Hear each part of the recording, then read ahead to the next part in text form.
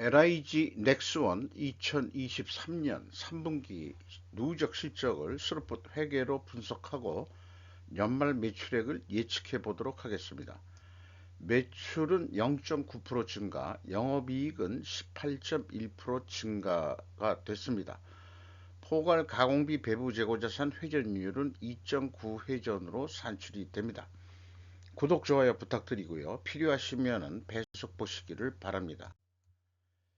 2024년 상반기 중 그 손익계산서 표시 내용이 변경될 것이라는 한국회계기준원의 그 세미나가 있었습니다. 그 왼쪽이 그 일반 기업에 대한 예시인데요. 요거를 그 국문으로 한번 표시를 해봤습니다. 매출과 매출원가는 변동되는 게 없습니다. 한마디로 원가 회계가 변경되는 거는 없다. 요거를 좀 말씀드려야 될 것 같고, 그러나 이제 이 보통 판매 관리비만 썼었는데 이제 이것이 디테일화 됐어요. 기타 부분으로 돼 있던 것이 여기에 이제 올라서게 되는 것 같습니다. 기타 운영 수익, 영업비용, 일반 관리비, 굿윌 감가상각비, 기타 운영비용. 그래서 요거를 다 뺀 것이 이제 영업이익이 아니고 운영이익이다. 이렇게 이제 표현이 되어야 될 것 같고요. 종속기업에 대한 수익이 있고 종속기업 관계기업 처분이 별도로 좀 표시를 하고 이자부채 지급이자를 또 별도로 표기를 하고 연금 부채라는 게 있는 모양이에요. 근데 이것은 실제 현금이 나가는 게 아니고 이자 비용 처리하고 뭐 이런 거 아니겠냐 이렇게 생각을 합니다만은 어쨌든 이자를 그 뺀 나머지를 법인세전 이익이라고 이렇게 표현을 하고 있습니다. 그래서 이제 법인세를 낸 다음에 당기순이익이 나온다. 이런 식으로 변경될 예정이라고 합니다. 정재훈 기자가 조선비지에서 그 보도한 내용인데요. 유도탄, 전투기, 장갑차 로봇, 미로 눈 돌리는 한국 방산 이런 거창한 제목인데 한마디로 LIG 넥스원에 대한 소개 내용이었습니다. 어, 미국은 세계 최고 수준의 방위산업 기술력을 보유하고 있다. 미국의 방산물자를 공급하면 신뢰도를 높아 타국으로의 수출기도 넓어진다는 배경으로 미국 시장을 공략하자 이런 얘기 같은데 LIG 넥슨이 미국의 사족보행 로봇 업체 고스트 로보틱스를 인수 추진하고 있다. 이렇게 소개를 하고 있고요. 2.75인치 유도 로켓 비공도 미국 시장 진출을 꾀하고 있고 비공은 2020년 4월 국내 개발 유도 무기 중 처음으로 FCT 해외 비교 성능 시험 프로그램을 통과했다. 미국에. 그래서 그 FCT라는 거에 대한 소개를 하고 있습니다. 우리가 모르는 거 있으면 이렇게 기자가 이렇게 그 설명해 주는 이런 것이 매우 중요하겠죠. 음. 자, 원가 회계 손익으로서 매출이 1조 6,238억 원으로서 0.9% 증가했습니다. 근데 가공비 배부 재고자산 포괄이 되겠어요. 5.3% 증가했습니다. 매출원가가 약간 작게 증가했기 때문에 매출총익 1.6% 증가했고 판매 관리비가 근데 11.3%가 증가를 하는 바람에 영업이익은 1,486억 원으로서 전년보다 원가회계는 4.7% 하락한 것으로 그렇게 결산이 됐습니다. 영업이익률도 좀 떨어졌고요. 생산성도 떨어졌습니다. 스루프 회계로 분석한 결과는 매출에 비례하는 매출 재료비가 10.9%가 감소했습니다. 그래서 이 매출이 0.9% 증가했는데 그 차이 11.8%가 마이너스입니다. 여기에서는 우리가 그 원재료 가격이 하락했다 이렇게 이제 쉽게 추론을 해낼 수 있겠고요. 그래서 스루풋 금액이 22.4% 증가했고 스루풋율은 7.4% 상승을 했습니다. 운영 비용이 22.3% 스루풋 증가율보다 더 증가했기 때문에 TOE 생산성이 0.01포인트 하락했고, 그 다음에 스루펀 영업이익은 1,407억 원으로서 18.1%, 전년 스루펀 영업이익보다 18.1% 증가한 것으로 그렇게 산출이 됩니다. 그러나 원가 회계 영업이익보다는 78억 7,700만 원이 적은 수치입니다. 이것은 포괄 가공비 배부 재고 자산이 증가했기 때문입니다. 재고 자산 내용을 보면은 WCAI 제품과 제공품이 4억 1,800 그렇게 많이 증가는 안 했습니다만은 계약 자산이 있습니다. 계약 자산이 이걸 포괄 제공으로 인식합니다. 스루포트 회계에서는 233억 원이 증가했습니다. 이것 때문에 이제 원가 회계하고 영업이익 차이가 나는 근본 원인이 되겠습니다. 한마디로 제품과 제공품에 배부되는 가공비를 제거한 금액이라고 이해하시면 되겠습니다. 그리고 요 밑에 그 IMF 재고 관리의 흐름으로 그 공시가 돼야 된다는 건 끊임없이 소개를 하는 거고요. 어, 이 비용의 성격적 분리 내용이 매출 원가하고 판매 관리비를 합한 금액이니까 총 영업 비용의 합계액이 되겠습니다. 그런데 여기 그 위에 제품 및 제공품의 변동은 재고자산 지금 명세가 있으니까 증감액을 비교할 수 있는 길이 있는데 원재료 및 소모품 사용이라는 거에 대해서는 회사가 공시한 거를 거저 믿을 수밖에 없는 겁니다. 근데 요거까지 비교 검증이 좀 돼야 되겠다. 나머지 그 운영 비용들은 돈을 쓴 거니까 그래 그렇게 쓴 대로 그냥 인정할게. 그러나 재고자산만큼은 검증을 해야 되겠다 이게요. 여기 그 사용액이니까 여기 원재료 있으면은 여기 입고 금액이 얼마고 출고 금액이 얼마다. 이 출고 금액이 원재료 사용액하고 일치가 돼야 될 것입니다. 그래가지고 재고가 나와줘야 되지 않겠냐. 제 얘기는 그런 얘기죠. 이거는 내부관리 회계 제도를 위해서도 꼭 필요한 일입니다. 비용의 성격적 분류를 그 스루프트 회계로 분석하기 위해서 재료비와 운영비용을 디커플링해서 분석을 해보면은 MC 매출원가 재료비는 8.4% 감소했어요.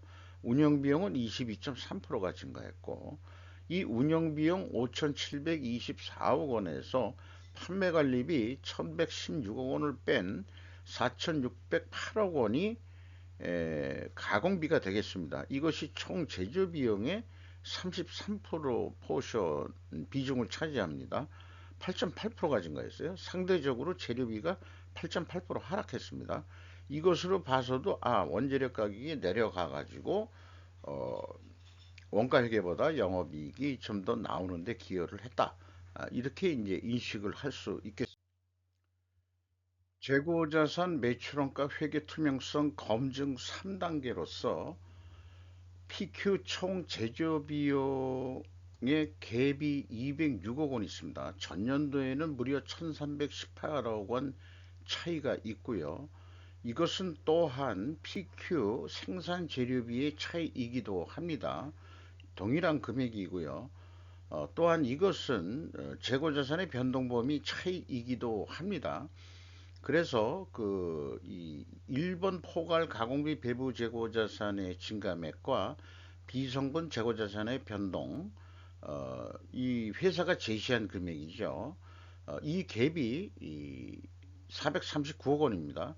근데 여기에 그 포괄은 제가 계약 자산의 증가액을 포함시켰기 때문에 그것을 빼주면은 가감한다고 얘기할 수 있겠죠. 그러면은 위에 1단계인 그 갭과 동일한 금액으로 차이가 나는 걸 알 수 있습니다. 이 갭이 무엇인지는 찾을 단서를 찾을 수가 없었습니다. 제가 예를 들어서 무슨 범죄를 수사하는 수사관이라고 그러면은 그 추적할 단서를 찾지 못하면은 이게 수사를 더 이상 진전하기가 좀 어려운 거죠. 어, 심증만 난무하는 거고 어쨌든 이렇게 틀린 것 자체가 회계 투명성이 좀 부정확하다. 뭐 속된 말로 뭔가 분식회계 한 거 아닌가 이런 생각을 하게 되는 것입니다. 그리고 회계 현금흐름표 기준 전체 재고자산의 금액도 뭔가 일치를 하지 않습니다. 작년도에는 뭐 그 차이가 또 너무 큽니다. 왜 이렇게 이 현금흐름표 기준이 맞지가 않을까? 그것도 좀 난해합니다. 거기다가 이 자산 부채 중에서 그 매출 채권과 매입 채무에 대한 그 증가액이 일치하느냐 보면은 매입 채무가 현금 흐름표에 표시할 때는 플러스면은 매입 채무가 증가했으면은 돈이 돈 없이도 물건이 들어왔으니까 돈이 번 거로 인식을 하겠죠. 그리고 매입 채무가 증가했으니까 요건 빼줍니다. 9억 7,600만 원 차이가 있고요. 매출 채권이 여기 그 현금 흐름표 봐서는 계약 자산의 증가라고 되어 있으면은 현금이 나갔겠죠. 그런데 그, 그 현금 흐름표에는 매출 채권 및 계약 자산을 묶어서 표현을 했습니다. 그래서 재무상태표에서 매출 채권과 계약 자산의 증가액을 더하면은 1826억 원이 되겠어요. 그 갭이 차이가 163억 원이 나오는데 이게 저는 그 재고자산 하나만 가지고도 분식회계 여부 그거만 집중적으로 재고자산 매출원가 회계 투명성만 가지고 분식회계를 따졌는데 이걸 조금 더 시간을 들여서 매출채권과 그 매입 채무 이것까지 비교하면 이게 딱 일치하는 기업을 거의 못 봤습니다. 매출 채권은 일반적으로 이제 대손상각 이 차이가 아니겠느냐 이 163억 원이 그러면은 그런 것도 아까 그 이 재고 IMF 재고 관리 흐름에서와 같이 뭔가 이런 것도 좀 표시를 해줘야 될 거라고 생각을 합니다. 매입 채무는 왜 차이가 나는지 이것은 대손상각이 아니고 자기네들이 에, 나중에 그 사는 거 아니에요. 근데 무슨 이런 차이가 왜 나는지 저간 LIG 넥스원이 방위산업이긴 합니다만 방위산업이라고 그 방위산업일수록 회계가 투명해야 우리가 국민의 신뢰도가 올라갈 거라고 저는 생각을 합니다. 운영비용 중에서 인건비가 2,843억 원이 집행이 됐는데 30.3%나 크게 증가했어요. 연간 평균 임금이 8,840만 원. 좀 의외로 그 금액이 좀 낮았습니다. 그리고 외주 가공비가 27% 증가했고요. 지급 수수료가 9.3% 증가했습니다. 경영평가지표로 넘어와서 재고 회전율이 요건 포괄입니다. 그 계약자산까지 포함해서 2.9회전 상승했고 2.9회전으로 수르푼율도 상승했습니다. 이렇게 동일 방향으로 상승을 하면은 우리가 투명하게 가정을 합니다. 레버리지율은 줄이질 못하고 약간 올라갔어요. 그 다음에 이자 보상 비율은 16.5배로서 좀 이익이 많이 증가했다는 뜻이고요. 나머지는 생략하겠습니다. 그래서 그동안에 이제 그 제가 그 충분조건 논리 도표로 표현을 했던 것을 그냥 좀 일반화해서 그 매트릭스 표로 만들어 보면은 이렇게 그 순방향, 역방향, 재고 회전율과 스루픈율이 동일 방향인 경우 상승했죠. 그러면 회계 투명성 가정을 하는데 이 가정은 항상 입증을 해야 되니까 원재료 가격이 하락하고 판매 가격은 상승했어야 됩니다. 추가 증거 자료는 수량에 의한 재고 회전율을 또 제시하면 될 것입니다. 이 네 가지 범주에 다 들어간다. 4분면 매트릭스라고 얘기할 수 있겠죠. 그래서 보면은 원재료 가격이 하락했을 거라고 우리가 추론했는데 보안 관계상 기재를 생략한다. 판매 가격도 보안 관계상 기재를 생략한다. 자, 방위산업업체로서 생략할 수 있는 거는 이해를 충분히 하겠는데 아까 그 재고자산 회계 투명성 이런 걸 봐가지고는 그 수치들이 못 믿어요. 제품 내역을 보면은 정밀 타격 제품이 50.9%로 제일 많은 매출액 금액 비중을 차지하고 있고, 감시 정찰 제품이 있고, 항공전자 전자전이 있고, 지휘통제 통신이 있습니다. 근데 기타가 있는데, 이 기타가 이제 나중에 우리가 미래전을 위해서 개발해야 되는 그런 분야라고 또 생각을 합니다. 어, 이런 것들이 더 향후 미래에는 더 중요해지겠죠. 그렇게 생각을 합니다.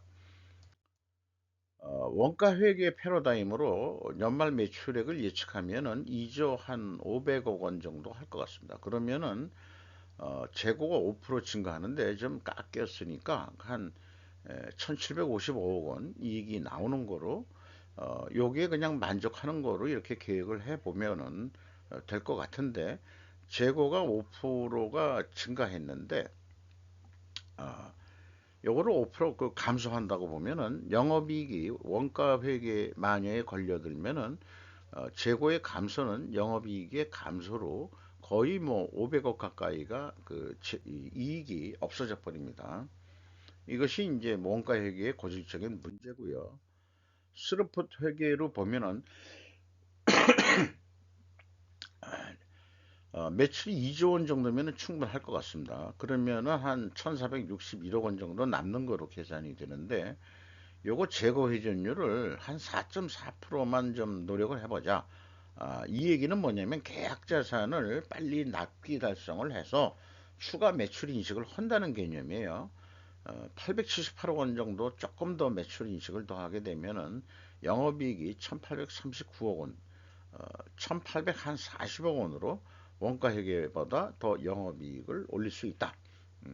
이렇게 말씀드릴 수 있겠습니다. 그래서 스루풋 회계 기준은 예가가 좀 낮게 나옵니다.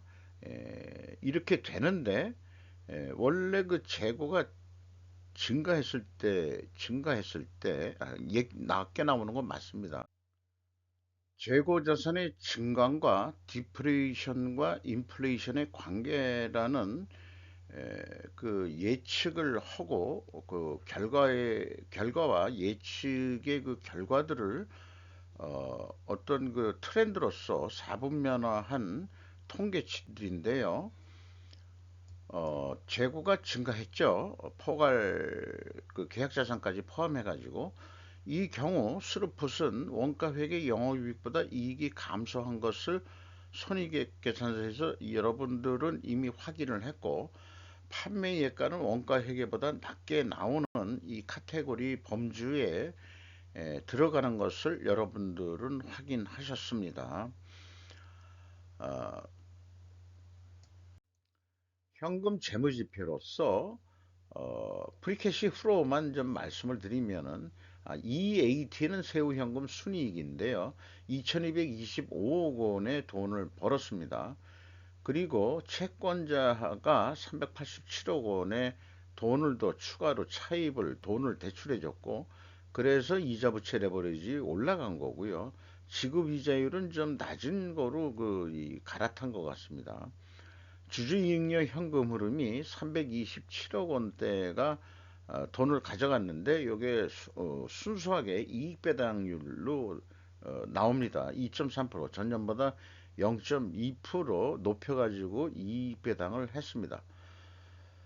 그리고 최종 2,495억 원의 현금을 잃었다. 이렇게 얘기할 수 있겠습니다. 현금 버퍼율이 매우 낮습니다.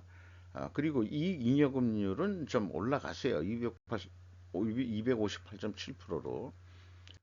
주가를 보면은 13만 3,600원으로서 연초보다 41,400원이 상승했어요. 장부 가격 대비 69%가 증가했습니다.